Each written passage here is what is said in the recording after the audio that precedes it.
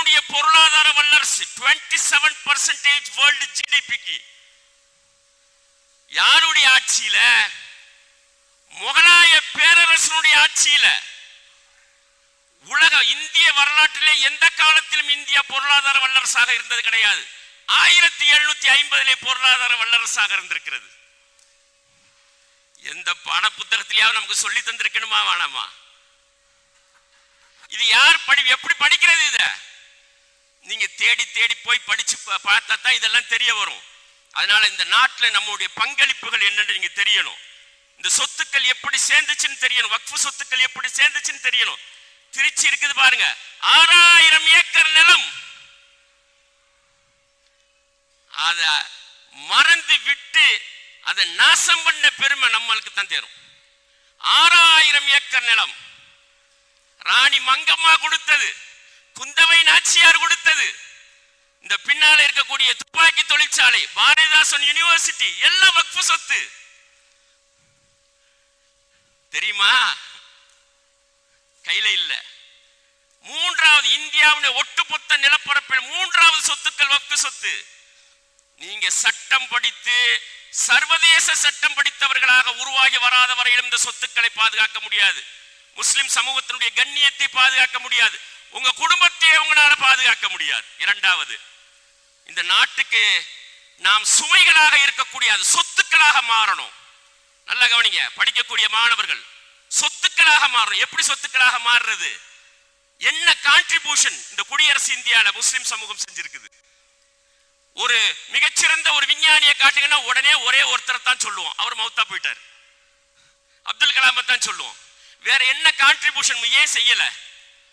எல்லாம் ஒரு டிகிரி முடிச்சு முடிக்காமலையும் போய் கல்ஃப்ல அரபு நாட்டில் கிடந்தீங்க அப்படின்னு சொல்லி சொன்னா, முன்னோர்கள் போய் சேர்ந்தாங்க அப்படின்னு சொல்லி சொன்னா என்ன கான்ட்ரிபியூஷனை பண்ண முடியும்? மக்கள் புற்றுநோயில் செத்து கொண்டிருக்கிறார்கள். உங்களை சுத்தி உங்க வீடுகளில் நடந்துகிட்டு இருக்குது.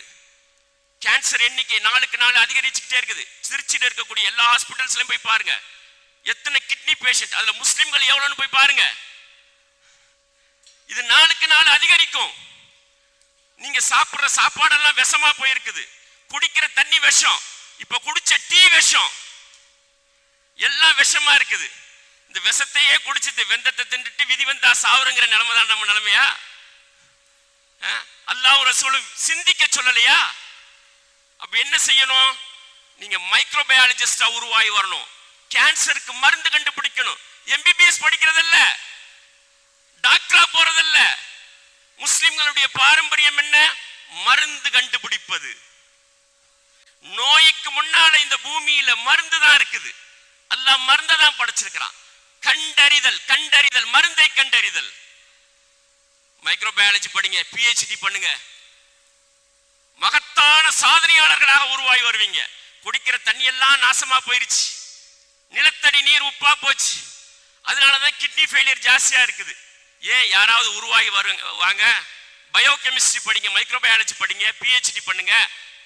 செயலிழந்து போன கிட்னியை வந்துட்டு மறுபடியும் செயல்பட வைப்பேன். அல்லாஹ்வுடைய உதவிகள் இதுக்கு வராம வேற எதுக்கு வரும்? செயல் இழந்து போனதுக்கு மறுபடியும் செயல்பட வைக்கிறதுக்கு நீ மருந்தே கிடையாது, கண்டுபிடிக்க மாட்டான். டயாலிசிஸ் பண்ணுன்னு தான் சொல்லுவானே தவிர மருந்து கண்டுபிடிக்க மாட்டான். ஏன்? அதுலதான் காசு. ஒரு மூமின், ஒரு முஸ்லிம் என்ன செய்யணும்? மருந்து கண்டுபிடிக்கணும். எல்லாத்துக்கும் அல்லாஹ் தீர்வை வச்சிருக்கிறான். மருந்து கண்டுபிடிக்க மாட்டீங்களா? ஒரு டிகிரி முடிச்சுட்டு இன்ஜினியரிங் முடிச்சுட்டு ஏதாவது ஒரு கம்பெனில போய் 10,000 20,000 வேலை தேடுறதுதான் ஒரு மூமின்களுக்கான கல்விக்கான அடையாளம். அது கல்வி என்பது காசு சம்பாதிக்கிறதுக்கா? மாபெரும் சீர்திருத்தத்துக்கானது கல்வி, சாதாரணது கிடையாது. அதனால அன்பு சகோதரர்களே, நீங்கள் செய்ய வேண்டியது உங்களுடைய இலக்கை பெருசாக்குங்க, அறிவை விசாலப்படுத்துங்க, அறிவை அட்வான்ஸா கொண்டு போங்க. 21st செஞ்சுரிக்கு நாலேஜ் அந்த மாதிரி கொண்டு போங்க. உங்களுடைய நாலேஜ் உலகளாவிய பார்வைக்கு வாங்க. அல்லாஹ்வுடைய தீனுல் இஸ்லாம் மார்க்கம் உலகளாவிய மார்க்கம். பெருமானார் ரசூலுல்லாஹி ஸல்லல்லாஹு அலைஹி வஸல்லம் ரஹ்மத்துல் ஆலமீன், ஆலமீன் உலகத்துக்கான அருட்கொடை. குர்ஆன் சுன்னா இது இரண்டும் உலகத்தினுடைய இறுதி நாள் வரைக்குமானது, உலகம் முழுமைக்குமானது. உலகத்தில் தோன்றக்கூடிய எல்லா பிரச்சனைகளுக்கும் தீர்வளிக்கக்கூடியது. முஸ்லிம்கள் ஏன் தெரு, ஏன் ஊரு, ஏன் ஜமாத்து, இந்த குறுகிய எல்லைகளை உடைத்தெறியுங்கள், விசாலமா சிந்திங்க, சர்வதேச விஷயத்தை அலசி பாருங்க, அது சம்பந்தமா படிங்க. என்னுடைய கல்வி ஆராய்ச்சி கல்வி வரையிலும் ஒரு முஸ்லிம் பையனுடைய இலக்கு எப்படி இருக்குன்னா PhD வரைக்கும், பின்னால ரிசர்ச். எஜுகேஷன் அல்ல இஸ்லாம் சொல்லக்கூடிய கல்வி, ரிசர்ச். எம்ப்ளாய் அல்ல நம்ம செய்ய வேண்டியது, ஸ்காலர். மாச சம்பளத்துக்கு வேலை செய்யக்கூடியவன் நல்ல முஸ்லிம், தன்னுடைய பட்டங்களை கொண்டு போய் கொடுத்து வேலை தேடி தெரியக்கூடியவன் நல்ல முஸ்லிம். ஆராய்ச்சி ஆராய்ச்சி ஆராய்ச்சி, நோய்களுக்கு மருந்து சம்பந்தமான ஆராய்ச்சி, அல்லாஹ்வுடைய படைப்புகள் ஒவ்வொன்றையும் ஆராய்ச்சி செய்வது. ஆராய்ச்சியாளர்களாக நீங்கள் உருவாகி வரணும். அறிவியல்ல ஆர்வம் மிக்கவர்கள் ஆராய்ச்சியாளராக உருவாகி. இனி கல்ஃப் கண்ட்ரீஸ்ல ஒரு டிகிரி முடிச்சவங்களுக்கு வேலை இல்லை, அந்த காலமெல்லாம் முடிஞ்சு போச்சு. சவுதியில் இருக்கக்கூடிய 28 யூனிவர்சிட்டிஸ் இருக்குது. இந்த 28 யூனிவர்சிட்டியில 75 PhD ப்ரோக்ராம்ஸ் இருக்குது, ஃபுல்லி ஃபண்டட் ப்ரோக்ராம்ஸ். நீங்க ஒரு மாஸ்டர் டிகிரி மட்டும் முடிச்சுட்டு தொடர்பு கொள்ளுங்க. உங்களுடைய PhD முடிக்கிறதுக்கான பொறுப்பு எங்க பொறுப்பு. மாஸ்டர் டிகிரி மட்டும் முடிங்க. நீங்க லா முடிங்க, LLB முடிங்க. அத்தா அம்மாட்ட சொல்லி நான் ஒரு வருஷம் யூகேல போய் படிக்கணும். எங்க படிக்கணும்? ஆக்ஸ்போர்ட்ல படிக்கணும், கேம்பிரிட்ஜ்ல படிக்கணும், ஹார்வர்ட்ல படிக்கணும், எடின்பர்க் யூனிவர்சிட்டியில படிக்கணும், கிளாஸ்கோல படிக்கணும், இன்டர்நேஷனல் லா படிக்கணும், இன்டர்நேஷனல் லால PhD பண்ணணும், சுப்ரீம் கோர்ட்ல போய் நிக்கணும்னா என்னுடைய 30 வயசு 35 வயசுல டைனமிக் லீடரா போய் நிக்கணும், ஒரு டைனமிக் அட்வொகேட்டா போய் நிக்கணும். இல்ல அவ்வளவு தூரம் போக முடியாது. 22 வயசுல ஜட்ஜ் எக்ஸாம் எழுதி டிஸ்ட்ரிக்ட் கோர்ட் ஜட்ஜா போயிட முடியும். அவன் பின்னால ஒரு சைரன் வச்ச எஸ்கார்ட் வரும். ஆசை இல்லையா நீதிபதியா போய் உட்கார்றதுக்கு? என்ன அநியாயம் இது! ஒரு டிகிரி முடிச்சுட்டு வேலை தேடக்கூடியவனா முஸ்லிம்? மாற்றி அமையுங்கள் சகோதரர்களே. ஆலிம் கோர்ஸ் முடிச்சிருக்கிறீங்க பாருங்க, நீங்க தான் சட்டம் படிக்கணும், ஷரியாவையும் படிக்கிறீங்க, இந்த உலகத்தினுடைய சட்டத்தையும் படிக்கிறீங்க. இந்த உலகத்தில் இருக்கக்கூடிய சட்டங்கள்ல எப்ப சீர்திருத்த கொண்டுட்டு வர யார் கொண்டுட்டு வர முடியும்? அவன் உருவாக்குறது எல்லாம் மனித சட்டங்கள். இந்த மனித சட்டங்கள்ல இறை சட்டங்கள்ல யாரால புகுத்த முடியும்? ஆலிமாவும் இருக்கணும், லாயராவும் இருக்கணும், ஷரியாலையும் அவர் இன்டெப்த் நாலேஜ் இருக்கணும், PhD முடிச்சிருக்கணும். அந்த மாதிரி உருவாகி வரணும். ஒரு PhD முடிச்ச ஸ்காலர்ஸ் வந்துட்டு இந்த நாட்டில் தவிர்த்திட முடியுமா? எங்கேயாவது ஒரு ஊர்ல இருக்கிற அதிராம்பட்டத்தில் வந்திருக்கிறீங்க, மேலப்பாளையத்தில் திருநெல்வேலியில வந்திருக்கிறீங்க, ஒரு 50 மைக்ரோபயாலஜிஸ்ட் இருக்கிறீங்க. மேலப்பாளையம் திருநெல்வேலியினுடைய முகமே மாறி போயிடும். தமிழக முஸ்லிம்கள் குறித்த பார்வையே மாறி போயிடும். 10 வருஷத்துல மாற்றம். Within 10 years. 17 வயசுல இருக்கிறீங்க, 27 வயசுல நீங்க ஒரு யங் சயின்டிஸ்டா மாறிடுவீங்க. இடைநிறுத்தம் செய்யாதீர்கள். ஒரு அண்டர் கிராஜுவேஷன் உங்களை தகுதிப்படுத்தாது. உங்க பிரச்சனையை சார்ட் அவுட் பண்ண முடியாது. நாளுக்கு நாள் பிரச்சனைகள் கூடிக்கிட்டே இருக்கும். Research research research. ஒண்ணு இங்க இல்லைன்னா வெளிநாட்டுல. இன்னைக்கு எது அதிகாரமிக்கதோ அதிகாரமிக்கதை நாம் கைப்பற்றணும்.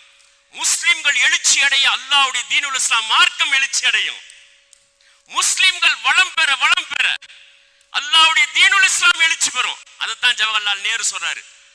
23 ஆண்டுகளில் அவரை உருவாக்கிய அந்த தலைமுறை, அவருடைய சந்ததிகள் 1000 ஆண்டுகள் உலகத்தினுடைய ஆட்சியாளர்களாக மாறி போனார்கள். விந்தையிலும் விந்தை.